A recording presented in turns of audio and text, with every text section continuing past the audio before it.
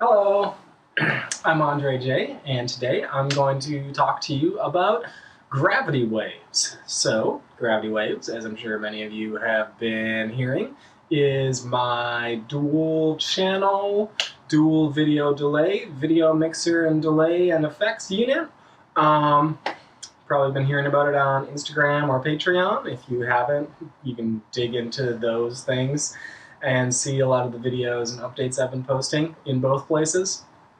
But either way, you can hear about it more in this video here. I'm going to do a very quick and dirty intro to what you can do with video waves. So today in this video, I'm going to cover 3 topics. I'm going to cover just the mixer portion first.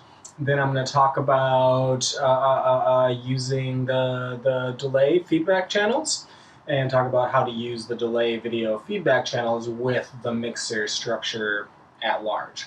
So without further ado, here we go. Just one thing to note, I am getting together all of the necessary stuff for pre-orders. Pre-orders, like I've said, will be going in. You can start making those before Thanksgiving, and then they'll close up before the end of 2023. Cost will be between about $800 and $900. And yeah, they will all ship in spring 2023. So this isn't one of those like pre-order and then with that money I'll design the actual thing. I have the thing designed already. Here it is. It's made. There's not really anything else to work on. I have things I would like to work on over the winter. The main one being getting a really good manual for this, because it's going to be quite a behemoth. And the other thing is doing some GUI tweaks, because there is a graphical user interface. You're not seeing it here. What you're seeing here in the video is actually, this is just totally unedited raw capture of the output of gravity waves. So I'm mixing video right now using gravity waves. What we're doing here is I've got a input, HDMI input, is a Sony Handycam, and that's just you know, one of the nicer hard drive based like Sony video cameras. HDMI out going into the HDMI input, and then the secondary input you see down here is from a this is from a video called Internet Starter Kit Video. So you might learn a thing or two, not just about gravity waves, but how to get started on the internet. So 2 for 1 bonus. Okay. So what I'm doing with the inputs here is, so if you want to just mix video, ignore all of the feedback stuff, this is sort of what you'd be doing. You just sort of go directly to block 3 and start messing around with video. And let me show you a couple of things we can do in block 3. So it looks like I'm doing a PNP.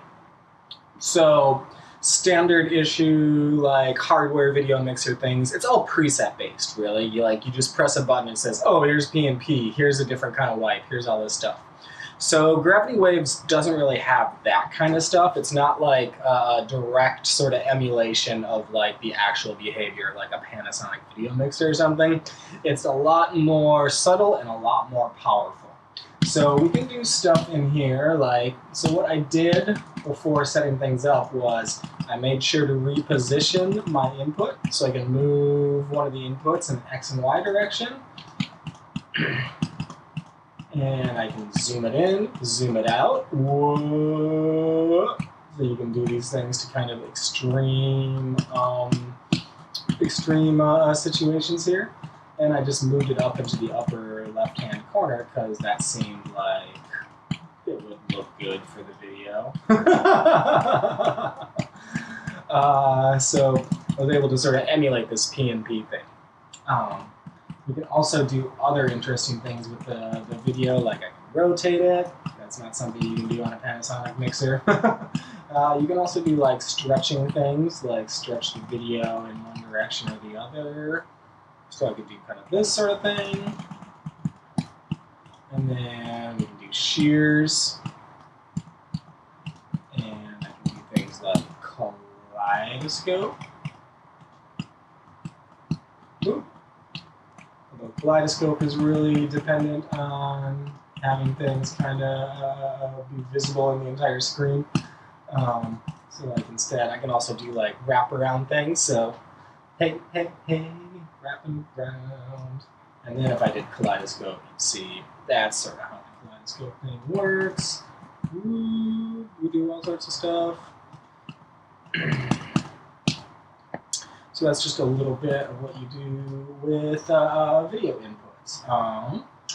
And then another nifty things we can do is we can play around with the color space. So I'm going to go into the background here. I'm going to go back into Internet Starter Kit Everything video and show you what we can do with color stuff. So let me go into that. So there's a color EQ system. This works pretty similar to how the colorizer, my colorizer that's in Artificial Life, Chromatic Aberration, how that one works. So we've got two modes. We could do this sort of like the way you might be familiar with it from the Artificial Life and stuff is that you just sort of pick these different bands and then you can add saturation into different bands. You can mess around with the brightness, so we could like solarize things. But it's pretty much just like a 5-band. Woo! These friggin' modern cameras, you just have to like touch them constantly. Otherwise, they just do whatever. You know, it's just like millennials, they just don't have what do you call it? Attention spans. these dang millennial cameras, they're always trying to connect to the internet and like eat hot chips and shit. Always need to like be charged and stuff. So that's my social commentary for this one. So yeah, this is Colorizer. You can do the standard sort of way where we just mess around with like the what do you call it? HSB values. Then let me just reset that, and we can also do this sort of RGB displacement stuff where you instead control the RGB values of each one of these bands. So that allows me to do stuff like this, where I'm getting some nice predator vision kind of things going on here. So yeah, pretty gnarly. Let me just reset that. So that's just a little taste of geometry stuff and color stuff we can do before mixing. And now, let's play around with the mixer. So, when we want to mix things together, we can do things in the standard way. We can just do this kind of fade in, and that's more or less like an averaging. But we can also kind of do like some go overboard on things and do like some really glitchier kind of mixing stuff. If you're curious, can you make this look really, really glitchy? The answer will be yes. You can make this look very, very glitchy. We've got a bunch of different mixing modes. We can do additive mixing. We can do difference mixing. So this is where we get a lot of really nifty color stuff going on here. We can do multiplicative mixing. And we can do dodge, which is sort of like divide mix, not quite, but close enough to make it not crash really bad. Other neat things we can do with the mixing is we could have signals. We can sort of overdrive the mix amount and then wrap around the output. So that's where you can do some really glitchy, nifty stuff. Using this kind of wraparound or fold over distortion on the mixing. And that's where we get stuff that looks a lot like very digital, like grungy video mixing stuff. So here's mult with the overflow on. There's difference with overflow on. Yeah, that looks pretty great. Let me actually bring my video to make it a little bit large. So, there we go. And for each of the little like geometry, color, mix parameter things, you can always just hit like a reset button and it'll take things back to normal. What's this normal? There's additive mixing with wraparound distortion on. So pretty awesome stuff. Linear interpolation mixing with wraparound on. Yeah, gets pretty grungy, gets pretty distorted. It's pretty awesome. We can also do luma keying. So just luma keying in the background here. I can choose different brightness thresholds to luma key into. So I can luma key into the brightest stuff.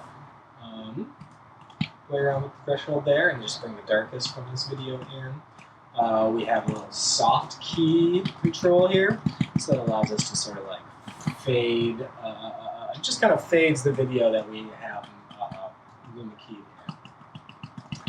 in. And another thing we can do is chroma key. So we can only use chroma key or luma key, can't use them both. So go back and grab the chroma key and let me see if I can get some orangey colors going. And there's a little key that tells you what kind of color you are keying out. So you select R, G, and B values, and then you have the threshold amount. So I tried to choose something which was kind of yellowy orange, like my face, and apparently my teeth. I guess I smoked too much. And that gives us this chroma key. So, and there's one more. Wait, that's not all. Let me reset this. There's one more way to mix too, and that's by doing what is I call a, well, I don't call it, just is a RGB matrix mixing. So we can per channel mix the red, green, and blue channels together. So if I take the red channel from block 2 here, and then mix that in, then we're getting this really sort of distorted, so I'm just taking red, green, and blue and mixing it with red, green, and blue, which would have been pretty much a normal mix. But we can also go in and do all kinds of crazy stuff with different channels here, and that's where we get pretty grungy, wild stuff. And just like with the regular mix modes, I can sort of select a mix amount in the RGB matrix, and then I can do like fold over amounts or wrap amounts. I can change to additive mode. I can change to difference mode. I can change to mult and dodge. So these are all some of the crazy ways we can mix stuff together. So this is just mixing video. And this is really just sort of the tip of the iceberg here. I have not talked about any of the LFOs. I have not talked about filters. I haven't talked about any of the handy dandy preset effect things, because there are some. I figured it would be easy to have, or nice to have a couple of those things thrown in there that didn't like add too much glitch into everything. We're getting a little bit of feedback off of my glasses here. So let's see if we can do some video feedback. But yeah, this is just a real brief, fun introduction to the mixing portion of Gravity Waves. Now I'm going to show you a little bit about using the video delays. So here's input 1. This is the Sony Handycam coming into HDMI. What I can do with this is start to play around with some feedback. So we can use the same mixing block with the chroma key, luma key, and different mixing modes. That also works. There's independent mixing blocks for each one of the delay lines. So I can go in and I can luma key some feedback in. See, it's just sort of holding there in the background. I'm going to go in and displace this feedback a bit so we see things moving around in action. All right, so we can play around with key threshold and bring around various amounts of feedback into the darkest stuff. Go back up, play around and key the feedback into the brightest stuff and just leave some of the darkest stuff. And we can also chroma key feedback in. So switch over to chroma key. And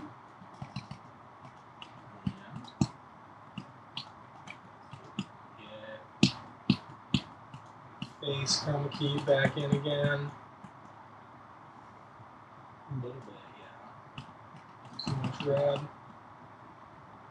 A little too much everything. Yeah. So that is that part of the mixing block. We can also do the standard fading the feedback in. Do the jittery invert feedback thing. And also we've got additive and subtractive, mult feedback, multing the feedback in. Something else we can do, which we're not able to do with in Wavepool, is you can also change the layers, like which direction the feedback gets keyed into. So if I go in here and play around with this, just so we don't lose the video, if I switch key order, then what we've got is we're going to have the feedback keying on top of the input video.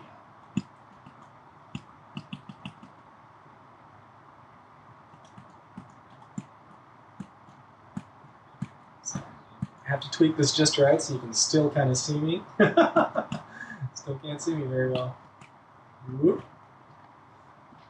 Hello. Let me change the geometry here so you can see what I'm doing a little bit better. Okay, so this allows us to key feedback on top of things. So totally different beast here. And then we can still do the same thing. You mix around with like mult, difference, additive mixing, and that'll sort of change how the feedback interacts with stuff as well. So we have some pretty grungy things going on in there.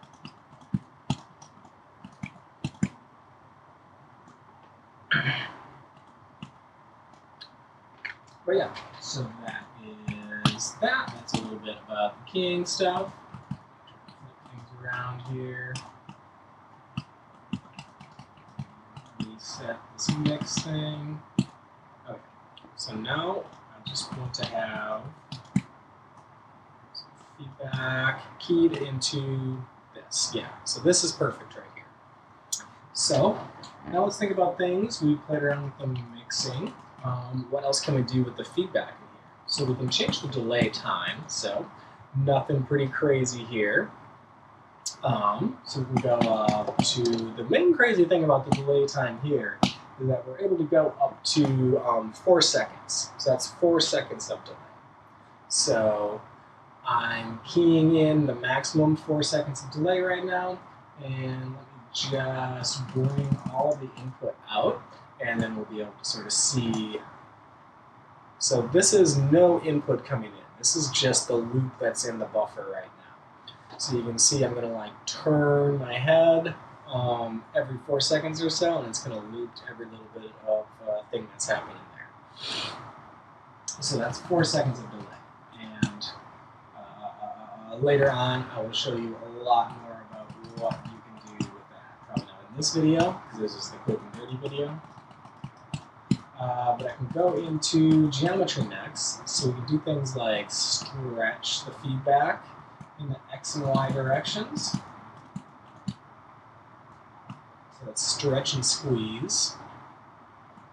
So you can sort of emulate the whole messed up aspect ratio thing, if you've been a fan of that.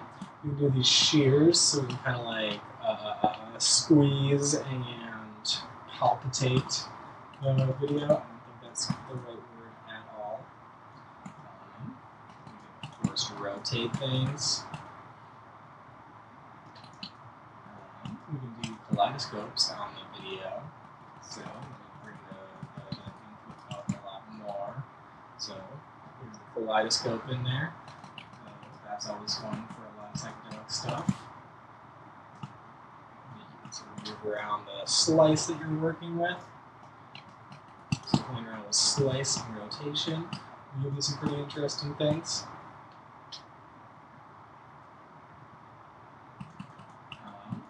You do the usual mirror or toroid overflow modes. It starts to kick in once you do some rotations and twist things around.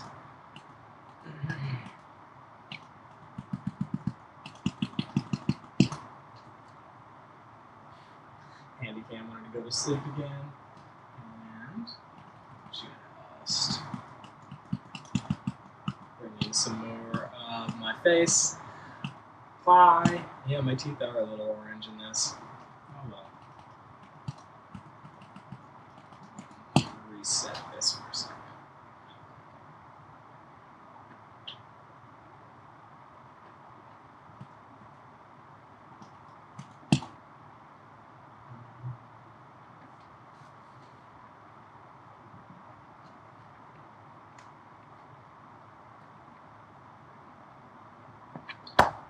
And next up, we can play around with some of the color stuff.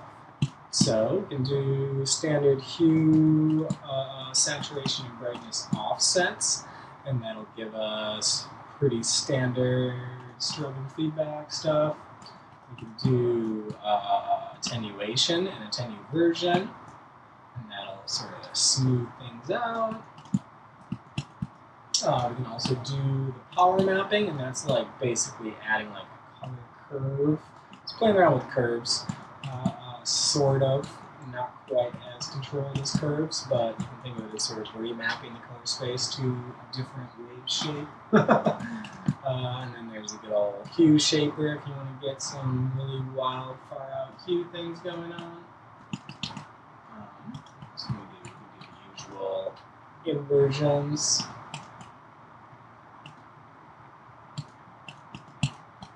We can also posterize the feedback. So that is, it's like the hue, it's like the color quantizing in video waves, but I've just made it just for the color as a whole. So it's just going to quantize the color all in one thing. So that's some color stuff we can mess around with. And then we have filters. We've got individual filters for the feedback. So we can do things like blur the feedback, bring in a little bit more of the feedback so you can see what's going on in there.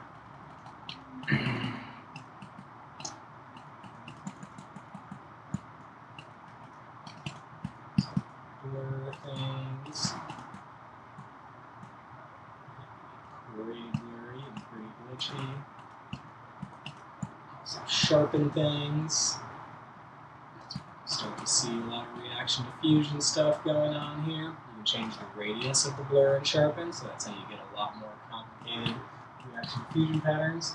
Then we also have temporal filters added in here. So we can do this temporal filter stuff and do a little temporal filter boost on things.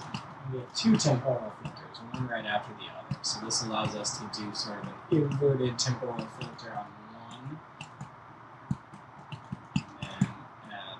positive normal temporal filter on the other side. So I really like to do this because of doing the invert temporal filter on feedback. It's just a really nice effect. We also just got like a handy little filter boost just in case. A lot of the times you mess around with the filters way too much and you lose a bit of the brightness and saturation. So there's just a little filter boost. So yeah. That is just a little bit of what you can do with one of the feedback channels.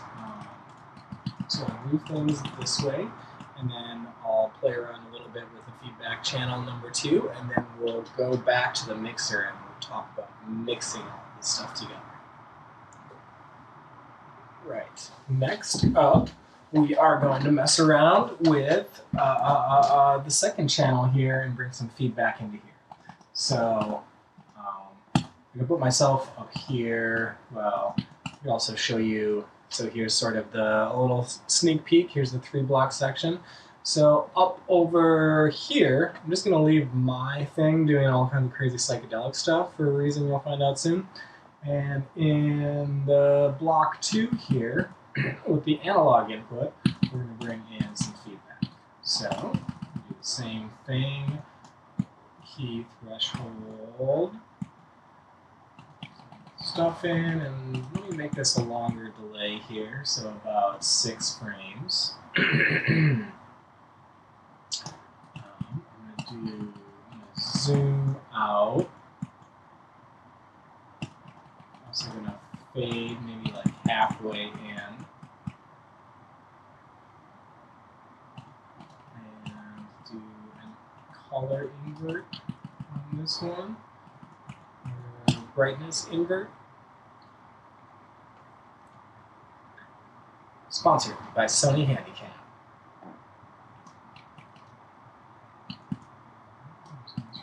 Brightness a bit. And haven't shown you any LFOs yet, but let me just put an LFO on the feedback for channel 2. So let me go into geometry LFOs and mess around with that zoom. Nice. So this is sort of what I mean about having 2 individual delay lines here, is that we're basically, this is like having 2 separate wave pools here, 2 separate computers running video waves side by side. If these were both tapping off the same buffer, like in video waves, you wouldn't be able to do this kind of independent stuff where on my channel, where I'm talking, I've got the crazy color group shit going on. And over here, we've got, you know, the Black Lodge thing happening here. So we've got that set up, and we've got this nice little multi-block setup. So I'm going to use that and then show you how we can then mix things together. So the same way when we started out in this video and I just had 2 inputs coming in and I just mixed those 2 inputs together, I was kind of hiding the fact that before each one of those inputs hits the final mix, you can do feedback on each one of them. So then we go back into the final mix thingy here, and I go into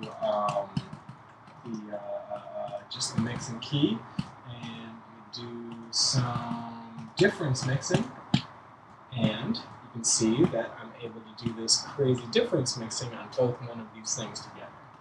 And just I want to keep these 3 blocks up for now, just so you can see the different ways that they interact. Wrap around instead of fold over.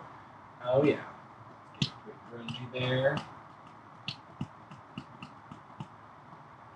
Gnarly grunge. Yeah. Multiplicative mixing and fold over.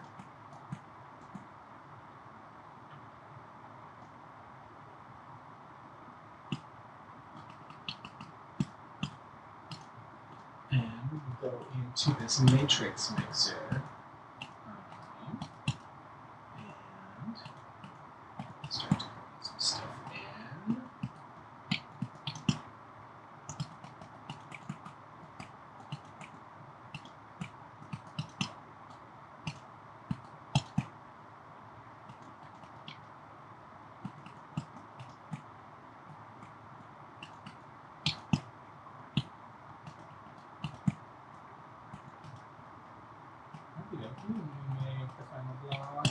The main output. So here we go. Here's some pretty ridiculous things happening right here. Change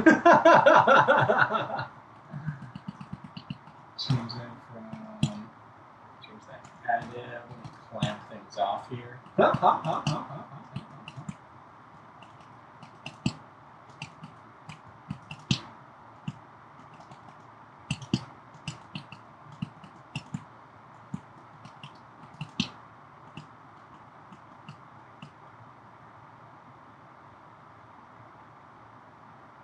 So yeah, just a quick and dirty taste of how Gravity Waves works. We can take 2 video inputs, do independent feedback on each one of those video inputs, and then mix them together. And that's just one of the sort of like thousands and thousands of ways you can use this thing. It's going to be pretty wild. Discussion groups. Oh shit, there's going to be discussion groups coming up next at the end of this video. So stay tuned for that. But yeah, to everyone who's been asking about exact dates of when the thing will be up, it'll be up before Thanksgiving. That's the exact date I can give you, because when you submit Kickstarter things, they don't give you an exact date of when things will actually be approved. They give you a general vague area. So everything will be submitted, and if I can open it up a little bit sooner, I might. But let's just say week of Thanksgiving, that's when pre-orders are going to go up. And if you message me 100 times on various places, I'm not going to have any other information for you other than that. But yeah, awesome. You can also check the link in the description here, where I've got a bunch more demo videos up of doing playing around with just the feedback, doing some really high quality captures with that. And of course, stay tuned to Instagram. And also, big thanks, as usual, to everyone who's been supporting my Patreon. The Patreon support has made Gravity Waves possible. So everyone who did that this year, give yourself a pat on the back and a hand of applause. If you haven't been supporting my Patreon and you're really psyched that things like this get developed, you should probably reconsider and actually support my Patreon, because that's really like, because I'm not doing that sort of thing where like I do the pre-orders and then I use that money to fund my development. I just try to make sure that I have like time to develop things, budget as whatever large or small amount of time I have based upon like whatever money is coming in. On the Patreon money that's been coming in made it so I could devote a lot more time to development than I was otherwise. So everyone who funded the Patreon has been funding the development of Gravity Waves. And if you want to see more interesting things like this, then funding my Patreon is a pretty great way to do it.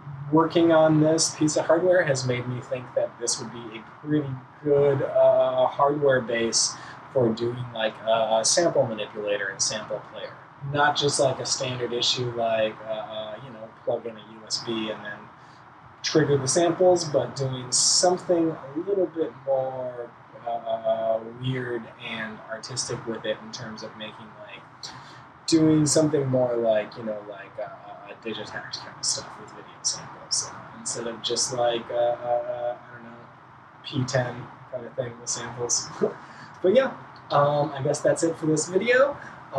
Stay tuned, and yeah, have fun.